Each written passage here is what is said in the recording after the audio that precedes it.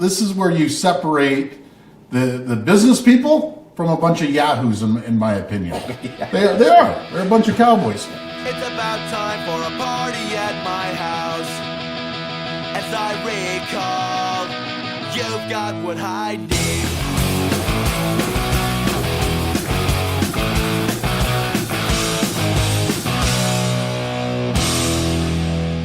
As I previously elucidated in my award-winning Paper Mario The Origami King review, the Nintendo Switch truly is the Nintendo Apology Tour, and it's making a return stop at Mario Party. After the half-hearted attempt to course-correct that was Super Mario Party and the positive but ultimately lukewarm reception that followed, Nintendo did what Nintendo does best: rehashing. More fairly, they did what they had done with Breath of the Wild and Mario Odyssey, in that they examined what had been making the franchise stagnant, peeled back the layers, and returned to the original design philosophy that made us fall in love with the franchise in the first place. And look, I'll emphatically delineate the myriad of reasons this game never quite hits the same highs as the original trilogy, but this game overall represents a shift in Nintendo's attitude when it comes to making multiplayer games. Nintendo in recent years, for every incremental increase in graphics, would triple down on removing modes and features. They may have sacrificed Paper Mario's abilities and gameplay mechanics at the altar for impossibly realistic water. These graphics are making me thirsty. But Mario Party Superstars breaks with this recent Nintendo tradition and offers a plethora of new gameplay options. Just in the party mode, this game allows you to pick different modes for bonus stars, pre-categorized styles and eras of minigames,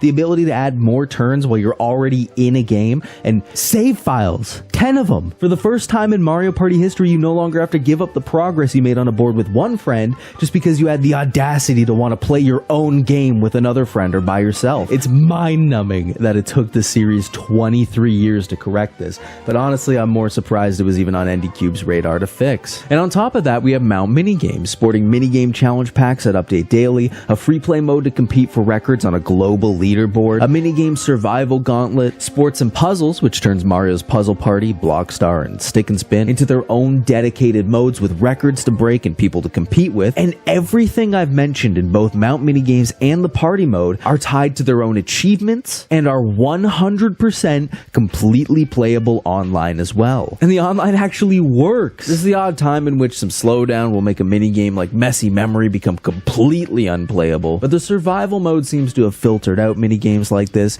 and kept in ones where the slowdown wouldn't ultimately affect whether you win or lose. Even playing full boards with the global game mode online against randoms works a lot better than one would expect. While it isn't uncommon for a communication error to kick everyone out of your lobby, turning them into CPU characters, the game allows you to join back up on the game you were in and continue as normal, even if the game was progressing without you. And it's not perfect, but even if Nintendo actually had a good track record for making online games, I still would have never expected 45-minute long rounds with random strangers. That's gotta be some kind of record. To go off this smoothly, this often. The rare slowdown in the minigames isn't the only complaint I have for them. The random minigame wheel in the party mode is also kind of broken. Playing the same handful of minigames on back-to-back party mode playthroughs is expected, but when I was 30 games deep at 20 to 30 turns apiece, you can imagine how frustrated I was when the wheel landed on Archer Rival for the 4th time in 2 games. Meanwhile, there were still 12 minigames I didn't even know the name of. Admittedly though, the game gives you options to freshen up minigames through the aforementioned category selection. A welcome surprise was the ability to select GameCube minigames, as my lack of familiarity with them added an extra challenge. And as long as I'm nitpicking here,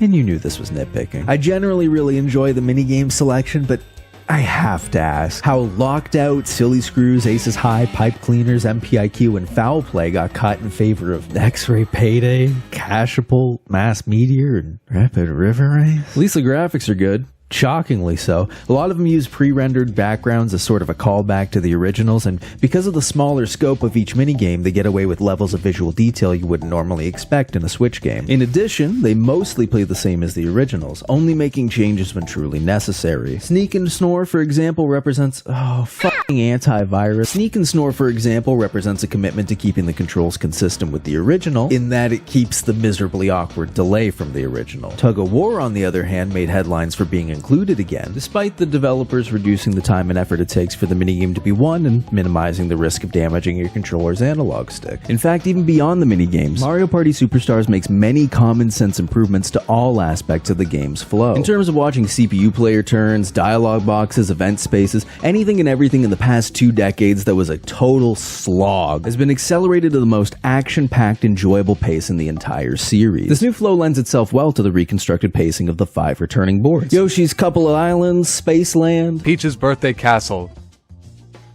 Whoops, cake. Peach's Birthday Cake. Woody Woods, and one of my personal favorites, Horrorland. Peach's Birthday Cake has been redesigned to be much more strategic. In the original, the smaller cake with Bowser on it was an unfortunate, dangerous detour for those unlucky enough to pick the wrong seed, but Superstars moves and repurposes this cake to instead serve as a dangerous shortcut, bypassing the whole loop around the main board and offering more opportunities for divergent gameplay. Horrorland was given the rework I never knew it needed. They made it so the only boo that comes out during the day is in the bottom left loop of the map that people would usually bypass in the original, meaning there's a reason to go there now, but more importantly, they massively increased the amount of coins you can earn quickly by adding an extra bank and a large number of lucky squares. Now, normally I wouldn't applaud that, but Horrorland specifically has a lot of different places to spend coins, which could instantly change the course of the game. Between the several points across the board where you can steal multiple stars, saving 150 coins to steal 3 stars at the King Boo, and changing the course of the game in a single turn, or even encouraging players to steal coins when they could have stolen a star to prevent someone else from having the coins to steal 3 stars. Between this and Spaceland, which went largely unchanged, are the moments where the strategy, economy, and board layouts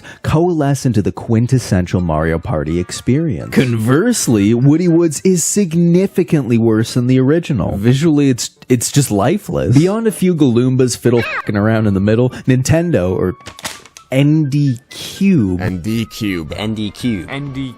This was the reddest flag I could find. Because other reviewers think that being a Nintendo-owned first-party studio somehow absolves Nintendo of any responsibility and criticism for the last 8.5 years of garbage Mario Party games, Nintendo has opted to trade in the original version's bustling cast of immobile wigglers, piranha plants, butterflies, and birds in for shrubs and a couple rabbits. And the overabundance of lucky spaces on this board makes me wonder if my initial praise for Nintendo's strategic inclusion of them in Horrorland is simply praising a stopped clock. Unlike Horrorland, there isn't anywhere expensive to spend coins beyond a single boo and a hidden card block that only appears halfway through the game in a single shop you likely won't stop by anyway, so it inevitably becomes a bit of a tension killer when your game devolves into who can get luckier with their triple dice rolls between the Monopoly Man and Scrooge McDuck. I'd still pick it over Yoshi's Fruity Friendship Fantasy for personal nostalgia alone, but it's unwaveringly noticeable and an unfortunate downgrade. This wouldn't have been half as egregious had it not been for the item balancing. The items may be a pole vault in the right direction compared to the last few entries, but given the game's source material, the items should have been much more impactful and hectic. You won't be stealing coins from everyone in your path with a Bowser suit, nor will you be repelling boos, pulling money out of the bank without landing on it, summoning Bowser, accessing the store from anywhere on the map. Nintendo will cut entire directions at the expense of strategy and fun. I genuinely never knew how much I would miss the reverse mushroom, but how often have you been like 6 coins short of the King Boo in Horrorland, only to have significantly more than enough for the rest of the game, but you never make it back there because of bad rolls? How often have you went the wrong direction because of Monty Mole's arrows, day and night cycles, or you just wanted to go to the other fruit island, so now you have to go all the way around the board again? How convenient, strategic, and fun would it be to go backwards? It was one of the best mechanics in 3, and I actually didn't realize it until I played this. Instead, all of the items devolve into changing the range of how many extra squares forward you can move. Oh yeah, the plunder chest. Oh, don't take the cursed dice block I accidentally ended up with. The plunder chest was devastating in the original, but when the thrill of the plunder chest was stealing all of the other powerful and fun items, and then you cut out all of the powerful and fun items for the remake, the item that steals other items stops being powerful and fun. Apparently no one at Nintendo got the memo though, because they chose to make it one of the special items that doesn't appear on every board. It's understandable, I suppose, that the Bowser phone was cut given that he can steal stars now, And I'm sure there are marginally acceptable excuses for how the rest of the game's item selection got so aggressively safe, but I guess I expected this Mario Party throwback to be as chaotic as the Mario Parties it's throwing back to. Furthermore, I can't shake this niggling feeling that this game is too safe creatively as well. Again, there are wafer-thin arguments for why Watermelon Pants and his magic lamp couldn't be included, but it gets to feel sterile when it's missing, say, the costumes from 2, the Millennium Star from 3, the shopkeepers from 1, or even minor details like having your minigame accessories actually match the color of your character. Imagine in Spotlight Swim, you're playing as Yoshi and your light is pink, I'm playing as Birdo and my light is green. We don't initially notice that our colors are swapped, and we lose one of the easiest 3v1 minigames because of it. I hate to go off on such a long tangent for such seemingly innocuous things, but it's warranted because this was all so damn fixable. Will you notice these problems halfway through a game, half in the bag with your buddies? Not super often, but given how much this game has in the way of leveling and achievements, and how this in turn has led me to grind the game for innumerable hours, I'm ultimately going to have a hard time forgetting the focus and detail we lost along the way. To their credit, the aforementioned leveling and achievements were a welcome surprise. The achievements unlock all of the titles you can add to your Mario Party card to show off how much of a lady killer you are online. For doing everything from getting 7 stars in a single game to earning 1,000th place or higher in the online leaderboards for a single minigame, getting 600 points in Mario's Puzzle Party in 3 minutes, or To reach level 99 probably took me about 2 hours, so it is a long time to be playing one minigame. And unfortunately, if you leave the game, you have to start back at level 1.